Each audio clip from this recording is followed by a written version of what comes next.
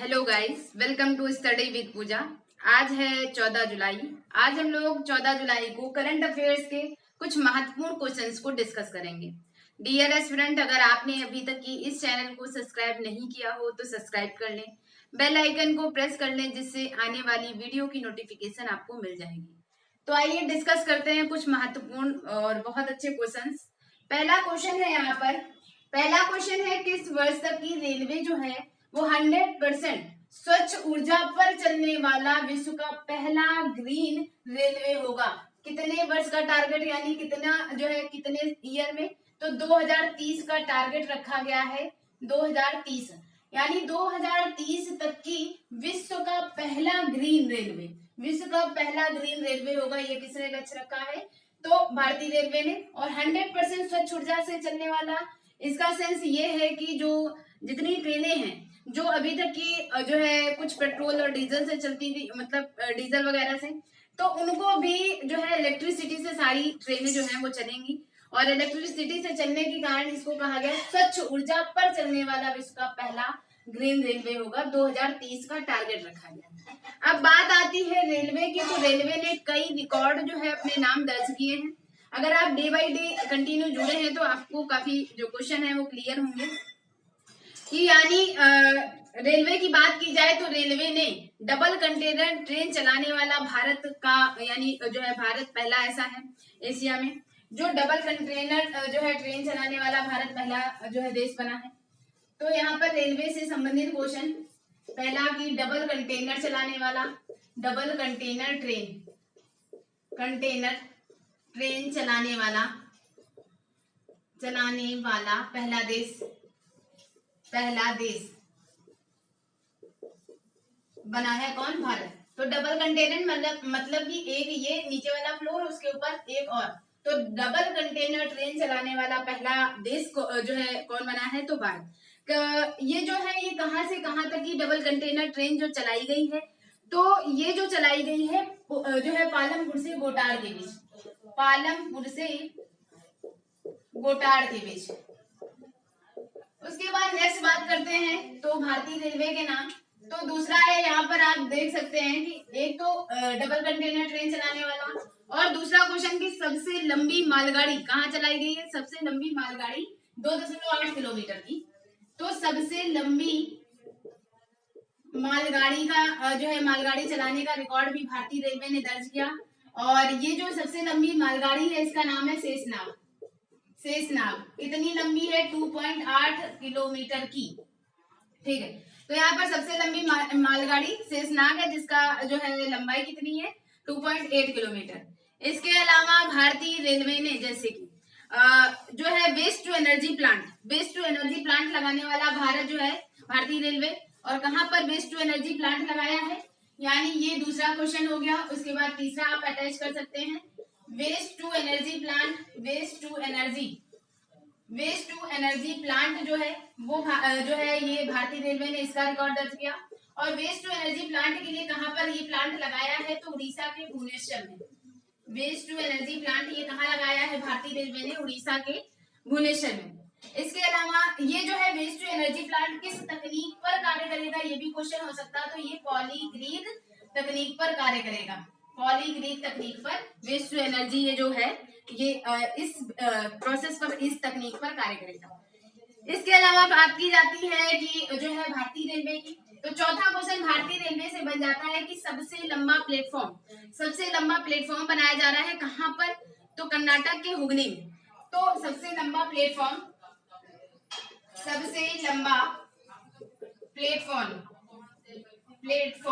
कहां पर लगाया जा रहा है? तो कर्नाटक के हुगली में।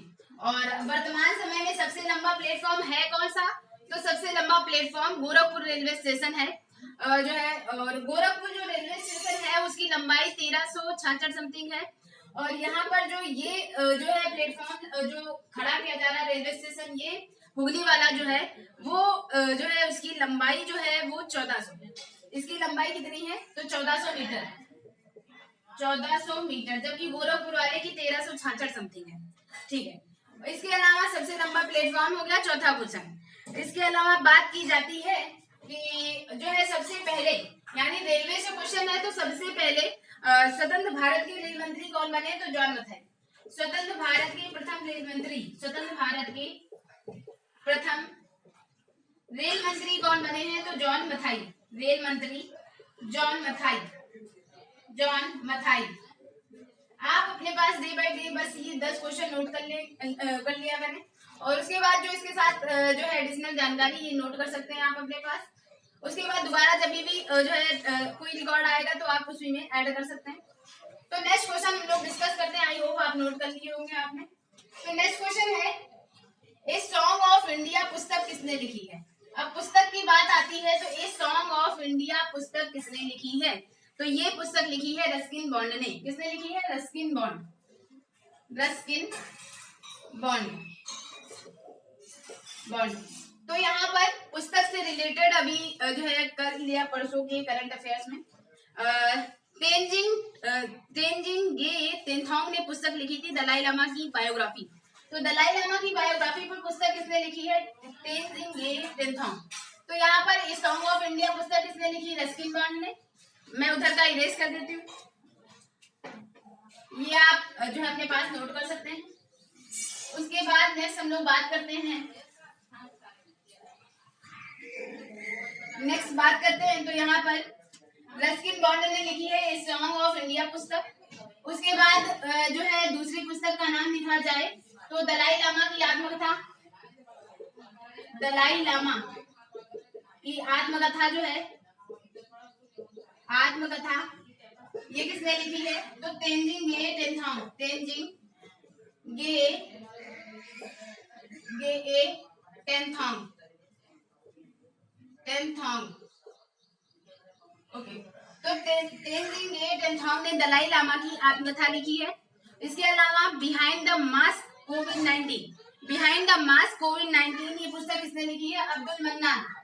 Behind the mask covid, behind the mask कोविड-19, कोविड-19 ये पुस्तक किसने लिखी है, तो कोविड पर लिखी गई है, बिहाइंड द मास्क कोविड-19 ये पुस्तक लिखी है अब्दुल मन्नान ने, अब्दुल मन्नान। इसके बाद जो है इम्पोर्टेंट बुक में जो है एक कृष्ण स्वामी ने पीवी सिंधु के ऊपर भी बुक लिखी थी, top the story of PV Sindhu, यानी जो है settling to top the story of जो है पीवी सिंधु ये पुस्तक किसने लिखी थी, तो कृष्णा स्वामी ने। तो पीवी सिंधु के ऊपर जो है बुक ये लिखी गई थी, ये किसने लिखी थी, तो कृष्णा स्वामी, कृष्णा स्वामी। ठीक है, तो इसके बाद नेक्स्ट हम लोग बात करते हैं, तो ये 4 बुक आप नोट कर सकते हैं, रस्किन बॉन्ड की दलाई लामा की आत्मकथा, तेंजिंग गे टेंथोंग, बिहाइंड द मास्क कोविड-19 अब्दुल मन्नान, और settling to top of the story of PV Sindhu की पुस्तक जो है वो कृष्णा स्वामी ने लिखी है। नेक्स्ट हम लोग बात करते हैं, तो नेक्स्ट क्वेश्चन है रोको टोको अभियान। अब ये क्या अभियान है, तो नाम से ही यहाँ पर आपको पता लगाना है कि वर्तमान समय में कोविड-19 चल रहा है, और इससे जो है इसका खतरा कम करने के लिए जो है ये अभियान जो है वो किस राज्य सरकार ने स्टार्ट किया है, तो एमपी गवर्नमेंट ने, मध्य प्रदेश राज्य सरकार ने स्टार्ट किया है। तो इधर का मैं इरेज कर दूं, तो यहाँ पर आप देखेंगे एमपी गवर्नमेंट ने स्टार्ट किया है, मध्य प्रदेश राज्य सरकार ने रोको टोको अभियान।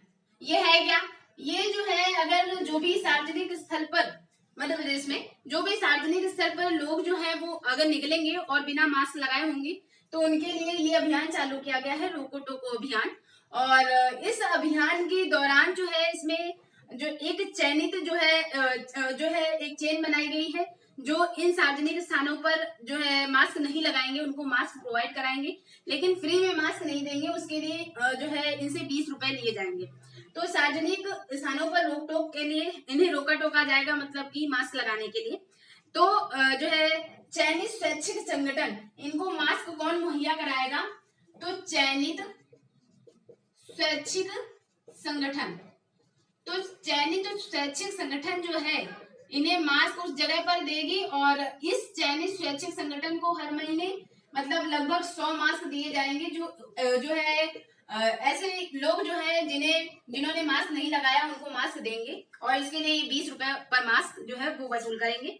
और ये जो चयनित स्वैच्छिक संगठन इन्हें जो मास्क दिए जा रहे हैं इस संगठन को जो मास्क दिए जा रहे हैं वो जीवन शक्ति योजना भी कहाँ चलाई गई? तो एमपी में चलाई गई। यानी मध्य प्रदेश में और कौन सी योजना? जीवन शक्ति योजना। अब ये किससे संबंधित थी? तो जीवन शक्ति योजना जो है यहाँ पर जो है महिलाएं जो है वो मास्क बनाने का कार्य करेंगी और पर मास्क के लिए जो है घर में बैठ करके और पर मास्क के लिए उन्हें 11 रुपए पर मास्क का 11 रुपए उन्हें दिया जाएगा। ये जो है महिलाओं को थोड़ा सशक्त बनाने के लिए भी है। तो जीवन शक्ति योजना किससे जो है कहाँ पर स्टार्ट की गई है? मास्क बनाने से संबंधित, तो भी एमपी मध्य प्रदेश सरकार में। ये जीवन शक्ति योजना के तहत इन्हें मास्क मिल जाएंगे और ये मास्क जो है ये रोको टोको अभियान के दौरान जो सार्वजनिक स्थानों पर मास्क नहीं लगा रहे होंगे उनको प्रोवाइड कराएंगे। और यहाँ पर मध्य प्रदेश की बात की जाती है तो मध्य प्रदेश में सीएम है शिवराज सिंह चौहान। मध्य प्रदेश में सीएम कौन है? शिवराज सिंह चौहान। और गवर्नर कौन है? तो लालजी टंडन गवर्नर है। राज्यपाल जो है यहाँ पर तो लालजी टंडन। एडिशनल चार्ज किसको दिया गया है? तो एडिशनल चार्ज अभी जो है इनकी जगह पर आनंदीबेन पटेल को दिया गया है। अगर आप डेली बेसिस में जुड़े हैं तो मध्य प्रदेश में कई सारी योजनाएं जो हैं वो चल रही हैं।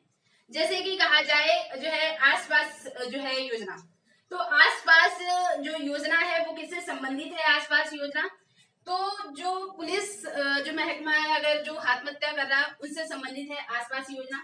तो मध्य प्रदेश की योजनाओं के बारे में बात की जाए एमपी में तो आसपास योजना ये किससे है? ये पुलिस के लोग जो हैं जो आत्महत्या से संबंधित है ये योजना। उसके बाद नेक्स्ट बात की जाती है कि बाघों की संख्या सबसे ज्यादा कहाँ पर पाई गई है? तो बाघों की संख्या में फर्स्ट जो है वो एमपी में ही, यानी सबसे ज्यादा बाघ कहाँ पर पाए गए? तो सबसे ज्यादा बाघ जो है बाघों की संख्या जो है वो भी कहाँ पर है? एमपी में ही है, मध्य प्रदेश में। इसके अलावा जो है मध्य प्रदेश में ही सबसे ज्यादा शिशु मृत्यु दर किस राज्य सरकार कहाँ पर किस राज्य में है? तो सबसे ज्यादा शिशु मृत्यु दर जो है सबसे ज्यादा शिशु मृत्यु दर वाला राज्य कौन सा है? तो भी एमपी है, शिशु मृत्यु दर वाला राज्य। इसके अलावा जो है मध्य प्रदेश में किल कोरोना कैंपेन कहाँ लागू किया गया? तो किल कोरोना कैंपेन ये चलाया गया जो है मध्य प्रदेश में। किल कोरोना यानी द्वार जाकर के डोर टू डोर जाकर के लोगों को जागरूक करना कोरोना से, तो किल कोरोना कैंपेन इससे संबंधित था। इसके अलावा बहुत इंपॉर्टेंट क्वेश्चन, मध्य प्रदेश के रीवा में एशिया का सबसे बड़ा जो है सिंगल सोलर सैटेलाइट या फिर सोलर परियोजना जो है वो मध्य प्रदेश के रीवा जिले में लागू की गई या लगाई गई। तो एशिया की सबसे बड़ी सिंगल सोलर परियोजना कहाँ पर जो है लागू की गई, कहाँ पर लगाई गई? तो मध्य प्रदेश के रीवा जिले में। मध्य प्रदेश के रीवा जिले में एशिया की सबसे बड़ी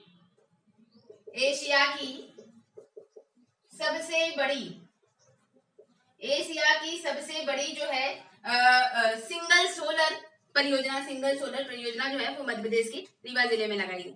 इसके अलावा इंतजार आपका ये अभियान किससे संबंधित है? ये क्वेश्चन जो है वो करंट में कवर कराया गया है। किल कोरोना, इंतजार आपका, इसके अलावा जो इससे संबंधित आसपास योजना, ये सारी चीजें तो डेली बेसिस पे आप जुड़े आपको निश्चित फायदा होगा।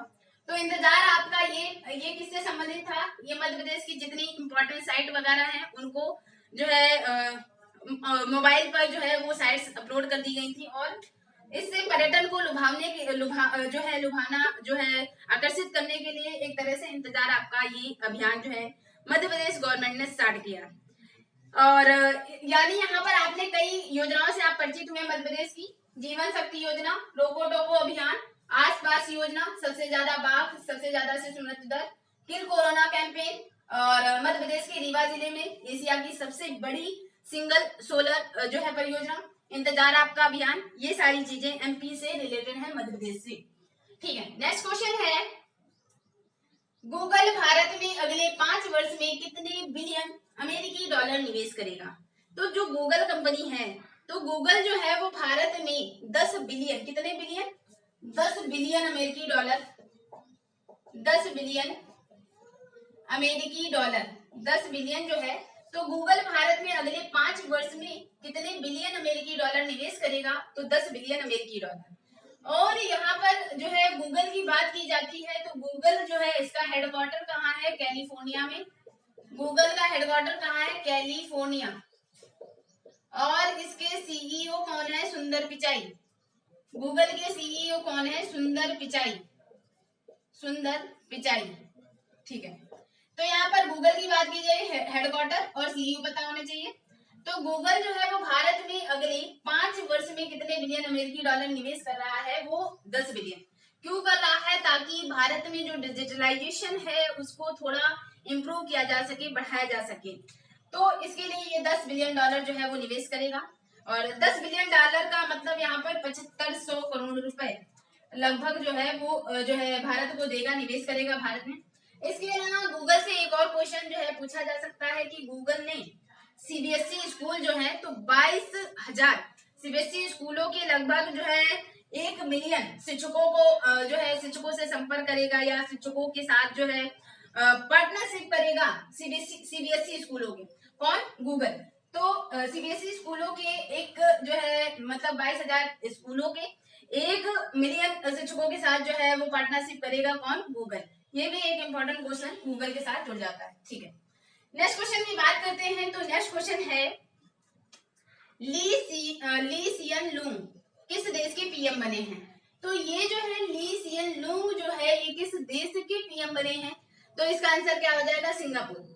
यानी कहाँ के पीएम बने हैं? सिंगापुर। और सिंगापुर से इंपॉर्टेंट क्वेश्चन एक हो जाता है कि 0 डिग्री अक्षांश रेखा या 0 डिग्री भूमध्य रेखा के पास नजदीकतम या सबसे निकट राजधानी जो है वो कौन है? तो वो सिंगापुर है। यानी इंडोनेशिया आपको नजदीक दिखाई देता है लेकिन सिंगापुर है सबसे निकटतम जो है भूमध्य रेखा के आसपास। ठीक है, तो लिंग सियोन लुंग जो है वो किस देश के पीएम बने हैं? सिंगापुर के। इसके अलावा मैंने कवर कराया है जीन कॉस्टेक्स। जीन कॉस्टेक्स कहाँ के पीएम बने हैं? तो फ्रांस के। यानी जीन कॉस्टेक्स जो है कहाँ के पीएम बने हैं? जीन कॉस्टेक्स। तो जीन कॉस्टेक्स जो है वो पीएम बने हैं फ्रांस के, फ्रांस के। इसके अलावा जो है यहाँ पर आप देखेंगे जिन कास्टेक्स के अलावा जो है इन्होंने जो है ये जो ली सियान लुंग है इन्होंने दोबारा यानी पुनः कार्यकाल जीता है। एक तरह से ये चौथे कार्यकाल को फिर से जो है ये इसमें इस पद पर रहेंगे, पीएम के पद पर। और इसके अलावा आंद्रेस दूदा जो है वो पोलैंड की जो है राष्ट्रपति का चुनाव किसने जीता है? तो आंद्रेस दूदा। यहाँ पर मैं लिख दूं आंद्रेस दूदा जो है ये कहाँ का जो है इन्होंने कहाँ की राष्ट्रपति का जो है चुनाव जीता है। तो राष्ट्रपति ये कहाँ के बनेंगे? तो ये जो राष्ट्रपति हैं वो पोलैंड के राष्ट्रपति। आंद्रेस दूदा कहाँ के? पोलैंड के राष्ट्रपति। पोलैंड की राजधानी क्या है? वार्सा। तो पोलैंड के राष्ट्रपति जो है वो कौन? आंद्रेस दूदा बनेंगे। और फ्रांस तो है फ्रांस के जीन कॉस्टेक्स जो है पीएम। और यहाँ पर पीएम जो है सिंगापुर के ली सियान लुंग। ठीक है, नेक्स्ट क्वेश्चन है ऑस्ट्रिया में हुई स्टाइलियन ग्रैंड प्रिक्स 2020 की फार्मूला 1 रेस। तो स्टाइलियन ग्रैंड प्रिक्स 2020 की फार्मूला 1 रेस में को किसने जीता है? तो फार्मूला 1 रेस को किसने जीता है? इधर का मैं रेस कर दूं तो यहाँ पर आप देख रहे हैं फार्मूला 1 रेस जो है वो किसने जीती है? यहाँ पर जो है ऑस्ट्रिया की राजधानी होती है वियना और ऑस्ट्रेलिया की होती है कैनबरा। तो यहाँ पर कंफ्यूज मत होइएगा।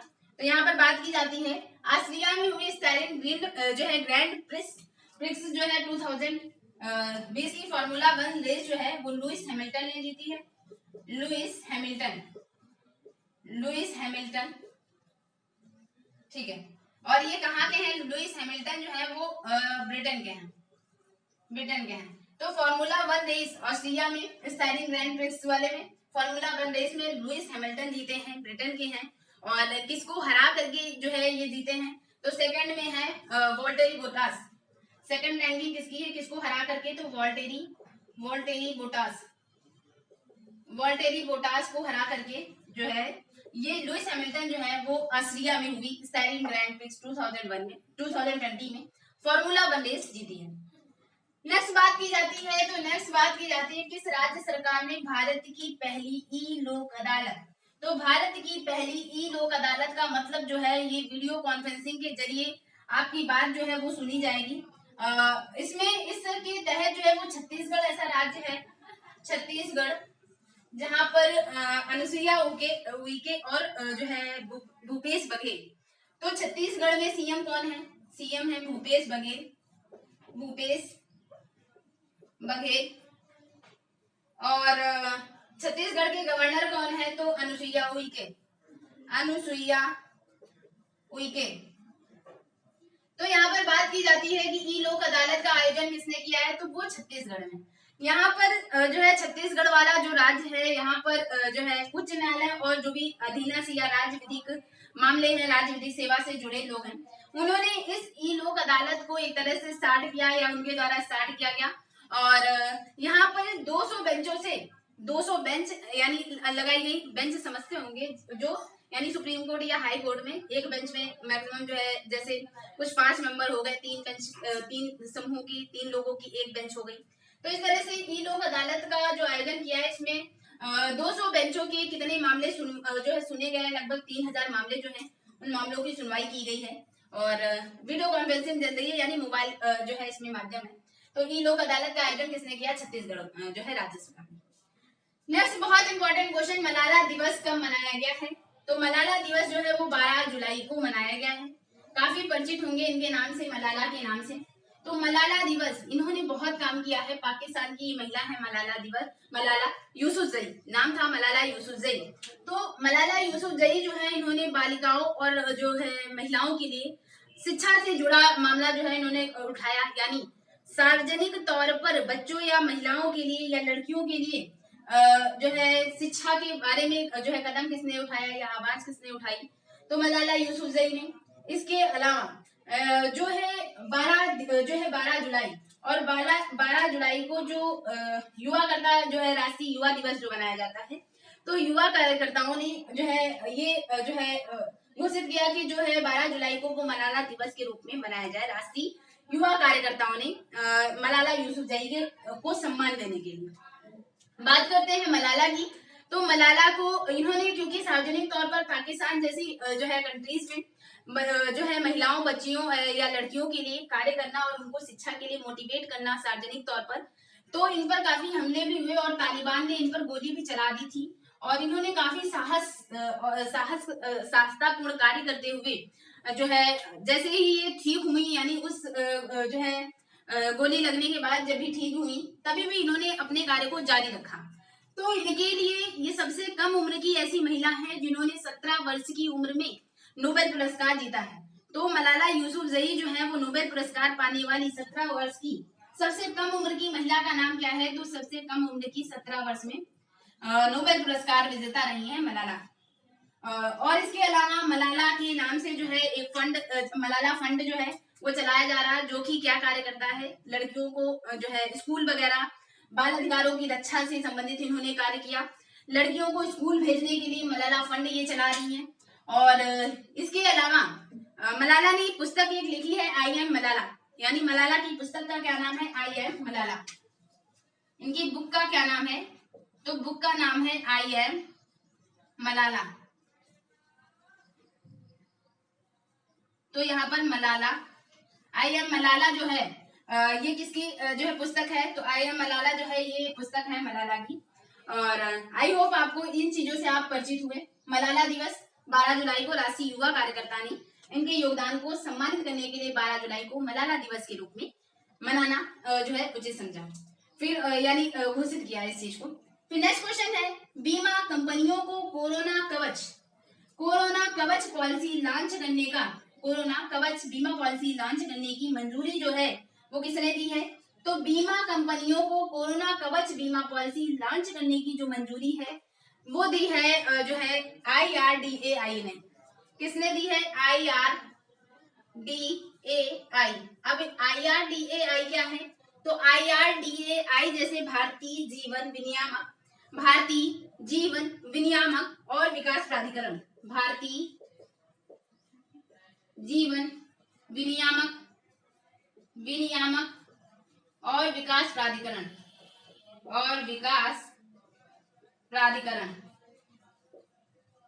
कहने का तात्पर्य IRDAI यानी जो है ये क्या है? इंश्योरेंस है।